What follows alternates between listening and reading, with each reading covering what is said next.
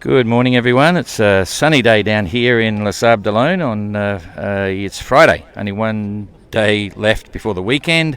Big Saturday here, and then start day on Sunday. Just to let you know, this is going to be a closed marina on Sunday. You need special pass to get on the marina on Sunday. There'll be a lot happening as the boats get out, and there'll be more about that later on Facebook. But it's certainly open on the marina for all of Saturday, so it may be your last chance to wander down the docks and have a look. It's early here, but there's quite a few people starting to turn up, and I know it's going to be a busy afternoon today.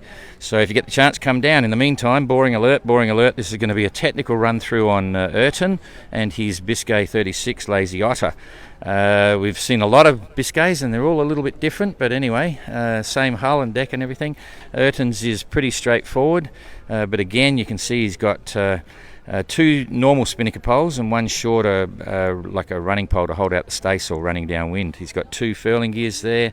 Everything's very ordinary. You can see the block on the anchor rollers there for his asymmetric kites and so on, and really well prepared. Ertan's story is he retired from the 2018 edition of the race after only a few days. He missed the family. Since then he's done a lot of ocean sailing, transatlantics and so on, faced some big storms, damaged the boat, and he's come back and or got gear, wiped out the saloon table and some issues with the hydrovane mounting, and came back. He's done another big refit, and it's looking very good. In fact, he's been prepared and ready to go for about the last 4 or 5 months. Hasn't been on the boat for a while, and then come back, it's ready to go. So brand new rig, everything's new there, twin spreader, standard rig. It's full height, not like John Luke's that was cut down, and he's got a situation where most of the gear is still at the mast. Some bring all their stuff back to the mast, but you can see it's all still there. That winch on the trailing edge of the mast under the boom is for the reefing lines that'll come through jammers at the gooseneck. He's got a solid vang, which is a lot of them have got. Some have troubles, some succeed. He's got twin tracks on the front of the mast there for the two poles. No granny bars, but plenty of ventilation with the hatches, but the actual dorade vents are actually all sealed up, so there's not a lot of seagoing ventilation. On the windows, he's fitted external windows like acrylic over the windows, and he's got storm boards as well, just to cover them if something happens, because there's a once you get over a certain size, I think it's 1,000 centimetres or whatever, I forget the actual definition, you need to have storm boards. Ertan's gone for a solid fixed dodger, but it's very small. It's like a cuddy dodger, just over the companionway, and he's got traditional storm board, sliding hatch. It's all very conventional and simple. The rig is solid, but not overly solid. It's actually a bit smaller, for instance, than Ian on his Tradewind 35. Twin runners there coming back, all very conventional. There's nothing really to talk about other than being a standard Rustler 36. Again, they're using on all the various blocks, they're just using the standard aluminium tow rail and snatch blocks. And then on the back of the boat, Ertan's got two wind vanes. His primary one is the hydrovane offset to port there. Doesn't have a hydro generator, but he does have a big wind generator, and you can see that there. It's reachable, so he can, if he has problems with the blades hitting the water and they pop, he can replace them. You'll see there directly behind the rudder post there's another mounting base there. That's for a second wind vane. It's a generic. I'm not sure which brand that is, but it's because it's backup, we don't have to approve it anyway, because the hydrovane is approved, so that keeps life simple. You can see the Walker towing log there with a few cobwebs on it on the starboard quarter, and then on the rail it's got I'm not sure what that old one is there. I'm trying to find the AIS. It might be a splitter on the mast. You can see the separation of the HF antenna there. It's got standoffs. The black coax is separated from the actual wire coming down, and all looking very good installation. For some reason, he's got a dial on the back. I'm not sure what that does, except keep him happy.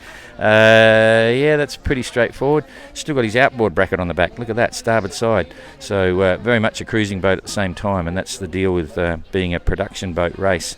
What else can I tell you? The winches are all standard size. G'day, Ertan, can I come aboard? Shoes okay? Yep, cool. Okay. You got a camera mount there. I wonder how long that'll stay. There's a GoPro there. Oh yes. Yes. That's my one. And that's yours. Okay. dripper one that gave me. Yep. So Yep. Okay. I'm just going to talk about this little cuddy you got here. So you've got your echo sounder, and you've got your compass there, knives. That's where. Oh, there's the YB3i hockey puck there. So that's okay, and you've got a PLB there, strapped ready to break and jump over the side. Touch wood. And a very comfortable seat. Is that going? yes, of course. Yeah, of course. Yep. That's cool. Looks like nothing there. So it's all pretty conventional. Anchor there, blah blah blah. Okay, that's covered that one. I'm gonna. Got to drive the gimbal. It goes funny when it's not coming out to the side. So we'll come down below, eh? I got my shoes on. Yep, cool. Okay, this is cool. I know this boat a bit better than most because we've been here quite often with coffees and dinners and so on. How's it going? Good.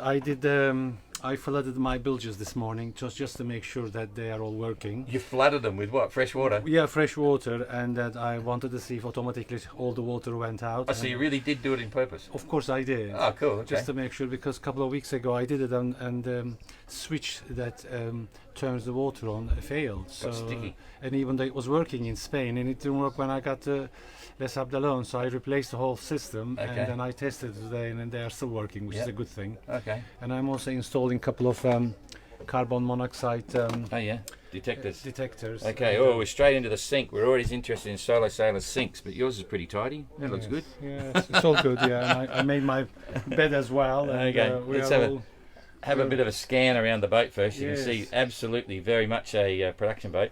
Quite comfortable. You could go cruising in this boat tomorrow. Yes, Yeah. we could. Yes. Yeah. There's 7 months, 8 months supply of food as well, so you don't need to stop. Yep. And so up forward, it's all very conventional. No watertight bulkheads or anything, except for the collision bulkhead. Yeah. Oh, there it is there. Yeah. Okay, that's a pretty solid one. It's bigger than required. Yes. Like further back. Yes. Yeah, that's okay. And just set up as a bin, so sails and bits and pieces. That's pretty cool. And I've used the bathroom for. to So store you. water. Yep. Okay. So yeah, more and more stuff in there. So, but again, very conventional. Nothing too modified there. Which is your favourite bunk? Well, normally the floor, but if the weather is nice, I like sleeping here because it's easier to jump onto the beanbag and get off very quickly. Yeah. But if it is rough, then the floor is the beanbag goes on the floor. Yeah. It's very comfortable on the floor. So that's interesting. And you're now that you've passed your safety inspection, you've got your life raft inside. That is correct. Yes. That's where it's going to live. Yeah. That's cool. I built that here for this purpose only. And, that's cool. Yeah. And all the empty things have food on it and so on. Yeah. So. That's cool. And, Very good. So you're a wet food man. Have you got much freeze dried?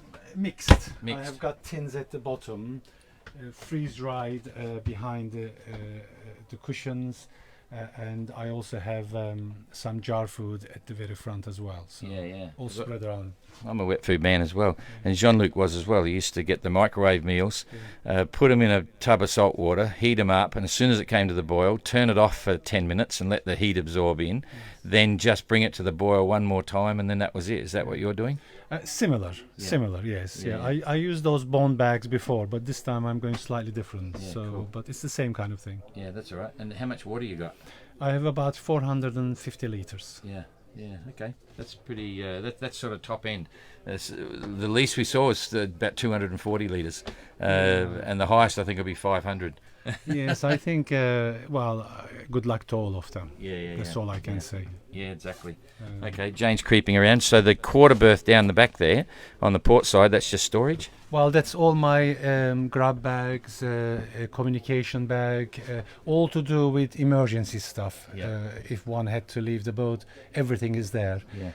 It's going to be secured a little bit better today, but I will keep them there ready to be able to have access to it if there was an emergency. So that's your safety plan, your YB3 unit. Is that where you're going to leave it, the one that's on? No, I will put that outside once we leave. Under the Dodger here, under the because cuddy. I think it will have use less battery outside than inside. Yeah, exactly.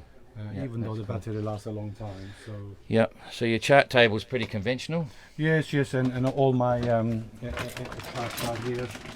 And they're all sort of good to go. Yeah, exactly. I put them all in order now, so once we leave, They are all in order of Yeah. our Using journey. them, yeah. So all the way. What do you think of the weather? Well, I keep looking at it, and it is possible until Thursday night, Friday morning, Finisterre may be inaccessible, but we shall see. Yeah, I'm exactly. hoping that the law will pass and we'll be able to pass there beforehand. Yeah, so have you got a tactic? I know what I'd be doing, but I'm interested to see what you'll be doing. Well, I certainly don't want to go into Finisterre with 30 knots of headwind, for Yeah. sure. Yeah. And I will go and hide somewhere if I have to. Yeah, just for those that haven't seen it yet, if you get onto Windy and have a look at the weather, it's horrific. It's going to be not much wind at the start, but for the next 4 or 5 days, be very difficult to get around. So if I was going, I'd head down to the beach and follow the coast along, just offshore the coast. I think that's what I have in mind at the moment, yeah. Yeah. I certainly won't go into the middle of the low. I will stay at the below where there are less wind, because we'll have a lot of time to get to the Finisterre at the moment. Exactly. Yeah, I think you got all week. I think, just hang out, because no use busting your butt, first time in. I mean, it's Exactly, crazy. yeah, because we have to keep the boat in good shape for many months. Yeah, I'm just worried there's no wind at the start and you sit there for 6 hours. Again, we have time to sit there for 6 hours because we are not everyone in want to go back home, you have dinner, Yes, and you'll be like 1 mile away. Anyway, it'll change before then. Yes, this is really a marathon rather than a sprint, so we have to look at a long-term. Yeah, planning. absolutely. Okay, so you got your Seal AIS alarm unit. That's independent. The little one on the right. That's independent of the transponder. Another alarm there as well. Yeah. And, Yeah. So there are lots of alarms. Yeah, exactly. So that's all cool. And I've got 2 of everything really here. Yeah. That's cool. And the galley is gas. Yes, Yeah, I have about 7 bottles, I think. They're all full. And plus, for rough weather, I also use jet boil as well, which I like very much indeed. So I have both. Yeah. So I think I'm covered there. Oh, good. Full headliner, all the bits. So, and you got, what's the dial on the back? Well, that's Wilma. My sister gave it to me at 2018 start, and it's still there. It's been sitting there all that time? Yes, waiting to go around the world since Even across the Atlantic? Yes. So she's been waiting there since. So really, I will remove that once I come round and back to Les Abdalon next year. Okay, that's cool. Very good. Okay, well, we've been doing this stuff for a long time now, you and I. Yes. It's been on for a go. So you're feeling comfortable? Like, I am very comfortable, but it is a journey, and we shall see how we all get on in due course. Yeah, absolutely. So what are you looking forward to most? I think starting and having the first couple of weeks under my belt safely, and then I think things will go into some kind of a routine afterwards. Yeah. What did you think of the movie last night? I loved it. It's fantastic. It is. It's a really super movie, and I love Abhilash and Mark Slutz and Mark Sinclair, and I think they had they made it quite colourful. Bit of an epic. Okay. And especially the Jane. Jane, yes. Jane's trapped now. She can't hide. Yes. Oh, cheapers. Jane certainly this is Jane. Yes. Jane certainly put some entertainment into it. So. Yeah, exactly. Anyway, all good. Okay, well, I think that's it. So, thanks, Ertan. Good luck, eh? We'll see you soon. I'm going to press this button so people know I'm really here. And then say, yep, hello, that was fun. So, see you on the next one. Bye-bye. Thanks, Ertan.